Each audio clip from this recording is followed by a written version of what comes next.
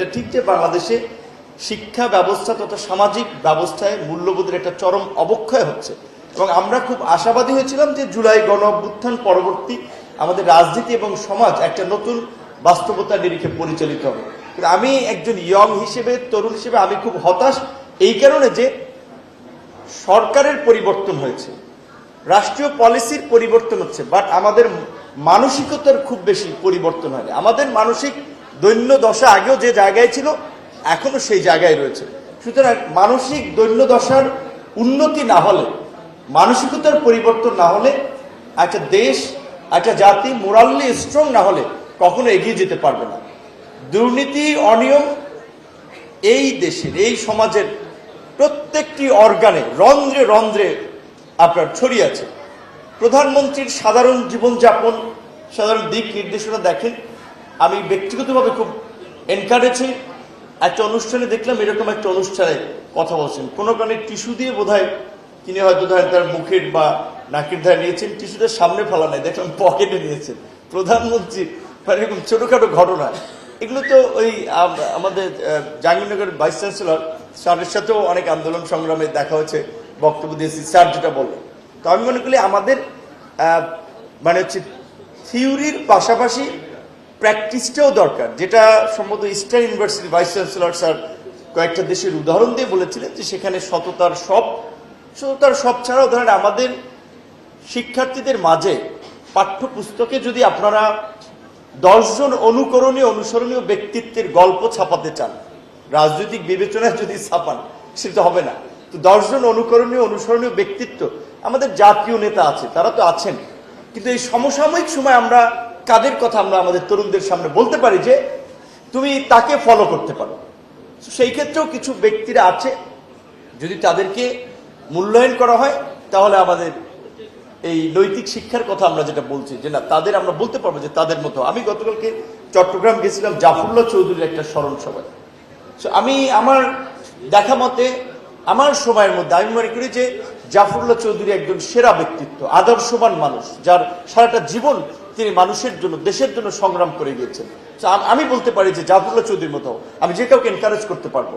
তো আমাদের আজকে পাঠ্যপুস্তকের যে গল্প, যে চরিত্র, এগুলোর যে গত 17 বছরে মানে পরিবর্তন হয়েছে, সেক্ষেত্রে আমি মনে করি আমার কিছু কিছু কবিতা, কিছু কিছু গল্প যে তরুণদেরকে এনকারেজ করতো। সবার আমি ছাত্র সুনির্মল বসু, এরকম একটা কবিতা, সুন্দর কবিতা, চমৎকার, যে কবিতার লাইনগুলো বিশ্বজোড়া দেখবো আমি আপন হাতের মুঠোয়। এই যে লাইনগুলো, আমি জানি এই সমস্ত কবিতাগুলো টিচাররা যখন পড়ায় ক্লাসে একটু ব্যাখ্যা করে কিনা যে বাবা এই কবিতাটার মিনিংটা হচ্ছে এটা, তখন তো ছাত্রদের মাথায় ঢুকবে। জুনিয়র ছাত্ররা তো এত অ্যানালাইসিস করতে পারে না। আমার দুর্ভাগ্য, আমি গ্রামের স্কুলে পড়েছি, আমি এই সমস্ত কবিতাগুলো বড় হয়ে বুঝতে পারছি, কিন্তু এর মিনিংটা ছোটবেলা অত বুঝতাম না। আমাদের দেশে হবে সেই ছেলে কবে কথায় না বড় হয়ে কাজে বড় হবে। রিডিং পড়াইছে স্কুলে, কিন্তু এটা ব্যাখ্যা করে নাই যে এই কবিতাটা দিয়ে এইটা বোঝাচ্ছে। তো যাই হোক, আশা করি এখন শিক্ষা ব্যবস্থা, প্রযুক্তির সবকিছু এত উন্নত হয়েছে, এখনকার শিক্ষকরা অন্তত সেই দিকে ফোকাস দিবে। শিক্ষকদেরকে দিতেই হবে, কারণ আমি জানি মাননীয় প্রধানমন্ত্রী শিক্ষা এবং কর্মসংস্থান নিয়ে একটা কমিটি আছে, সেখানে প্রতিনিয়ত প্রায় ফলো আপ মিটিং হয়। সবুর ভাই যেটা মাহাদিমিন ভাই, এসএমএস মিলন ভাই একটা সেমিনারের কথা এক্সাম্পল দিলেন, যে প্রধানমন্ত্রী এটা নির্দেশনা দিয়েছেন যে একটা শিক্ষা আমাদের মোরাল ভ্যালুকে অ্যাড করা, কর্মমুখী শিক্ষা বিশেষ করে, এবং দেশে এবং বিদেশে শিক্ষিত অশিক্ষিত তরুণ এবং যুবকদের কর্মসংস্থান, আমাদের ডেমোগ্রাফিক ডিভিডেন্ডকে কাজে লাগানোর ক্ষেত্রে প্রধানমন্ত্রীর একটা ভালো কনসার্ন আছে। স্বাভাবিকভাবেই রাষ্ট্রের শীর্ষ পর্যায় থেকে যদি এই ধরনের কনসার্ন থাকে তাহলে সেটা রাষ্ট্রীয় নীতিতে তার একটা প্রতিফলন ঘটে। তো আশা করি আমাদের সর্বশেষ একজনে যেটা বলেছিলেন যে আমাদের দেশের চিকিৎসাটা দেশে নেওয়ার ক্ষেত্রে, আমি ব্যক্তিগতভাবে আমার অনেক বক্তব্য আছে ইউটিউব, ফেসবুকে। সো এখন আমি এই জায়গা থেকে তো সরে আসতে পারবো না, আবার সরকারের দায়িত্বে থাকলে অনেক কথা বলা যায় না। আমি মনে করি অবশ্যই প্রধানমন্ত্রী জ্বালানি নিয়ে যেমন মন্ত্রিসভার সদস্যদের একটা মিটিং 1/3 খরচ কম নিতে বলেছেন, বিভিন্ন অফিস আদালতের খরচ কমিয়েছেন, গাড়ি ক্রয় কমিয়েছেন, প্রজেক্টের ব্যয় কমিয়েছেন, ভূমি অধিগ্রহণ, আপনার অর্থ সাশ্রয়ের ক্ষেত্রে বিভিন্ন নির্দেশনা বা অনুশাসন দিয়েছেন। আশা করি যে কোনো সময় প্রধানমন্ত্রী নিশ্চয়ই এই চিকিৎসার বিষয়ে একটা নির্দেশনা দেবেন, কারণ স্বাভাবিকভাবে আমি ক্যাবিনেট সদস্য, আমি মন্ত্রী, আমি যদি দেশের চিকিৎসা আস্থা না রাখতে পারি তাহলে আমার দেশের চিকিৎসাটা ডেভেলপটা কোথায় হবে?